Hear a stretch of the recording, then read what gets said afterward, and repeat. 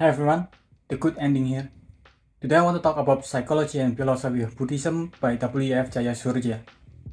If you give me a book about religion, most often than not, I'll ignore it because I don't really care about religion. You do you, but I just don't care. But you gave me a book about psychology and philosophy, you have my attention. The book started headfirst to Gautama's life, and then the 10 virtues he started for Buddhahood training and how to perfect them. These virtues are charity, moral habit, renunciation, wisdom, effort, patience, truth, resolution, love, and equanimity. Perfection of virtue meant that it had to be cultivated and could not be abandoned at the sacrifice of one's possession or even of one's life. So it emphasizes on these 10 virtues and how you cannot sacrifice one of them for the sake of the other. You have to hold all of them in the same standard. And then there are also mention of what constitute moral acts in Buddhism.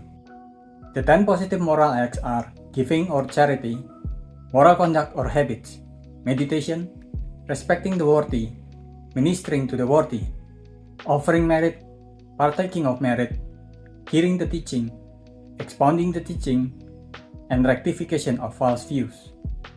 Besides that, there's also the law of past action of karma. It is one of the most known Eastern philosophy. Everything in the world comes on account of everything of something else.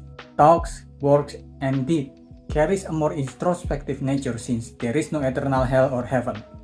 So learning from history and self-reflection and self-criticism have more weight to it. These are past action, thought, energy, and nutriment.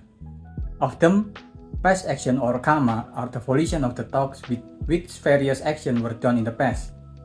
The force of striving or the volition of these past actions, often in past lives, creates in the present life certain kind of matter such as the life element, the sex element, and the sensitive element of the body. There is also the body-mind mechanism from the teaching because it put emphasis on tracing feelings and sensation to their sources. A higher awareness that emotions come from thoughts and situations. The writing of the book can be a bit difficult to follow since there are so many subdivisions of subdivisions.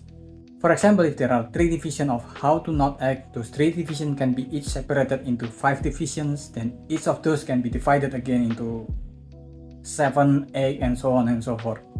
It's the kind of writing that is easy to lose track of. Here's an example of that. There are 3 evil acts by the way of body: killing, stealing, and adultery. There are 4 evil acts of speech: lying, slandering, using of harsh words, and indulgence in profitless talk. The 3 evil acts of the mind are covetousness, hatred, and holding false view.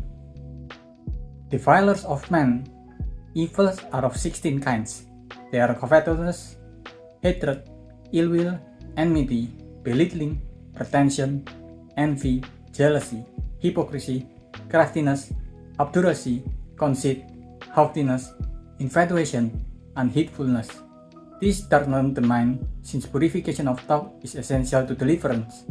Buddhism may thus be regarded as a practical system of mental hygiene. As you can see, there are a lot of points. Not that those are not good points, but it can be difficult to follow.